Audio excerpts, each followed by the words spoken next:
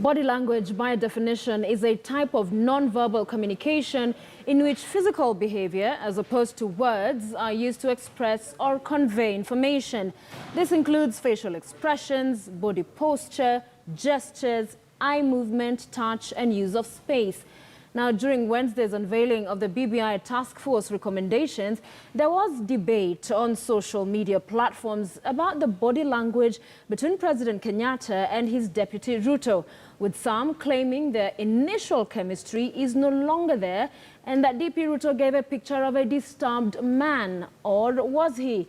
Duncan Haemba has revised the images captured in trying to establish whether indeed the DP was not at ease. Take a look.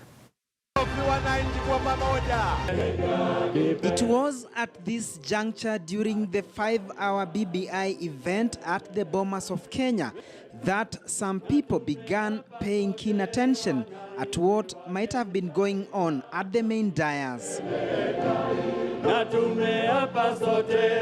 The event's master of ceremony, Junet Mohammed, had responded to concerns raised by Garissa Township lawmaker Eden Duale, a comment that left the president in stitches.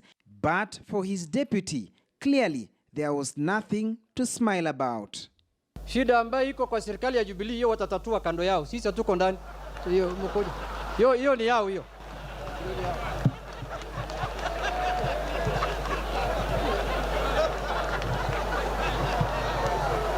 It appears that was not the only time the second in command was not at ease. On numerous occasions, the DP appeared buried in thoughts as speaker after speaker gave their remarks. Ordinarily, when in his element, William Ruto is always in jovial mood. While seated with the president, they are always seen in constant chat, but at the Bomas of Kenya on Wednesday, things appeared different. For instance, at this point, when everybody on the dais applauded, Ruto was in another world. At some point, when Kakamega Governor Ambetsa Oparanya made his remarks, while the president seemed to enjoy what was being said, his deputy was captured, asking Oparanya to wind up his talk.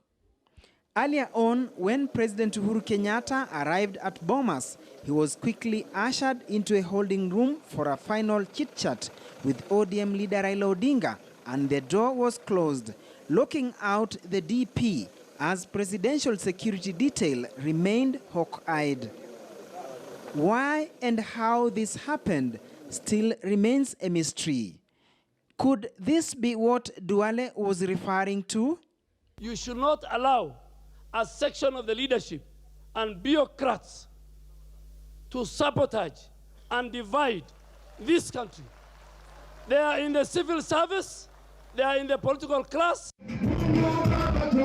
Perhaps telltale signs that the two are now reading from different scripts was on the just concluded Kibra parliamentary by-election. Whereas the deputy president has called out ODM party over chaos that were witnessed, the president has dismissed the same. They must renounce violence. They must say no to chaos. They must refuse mayhem, because unless and until ODM renounces violence, it cannot be a political party.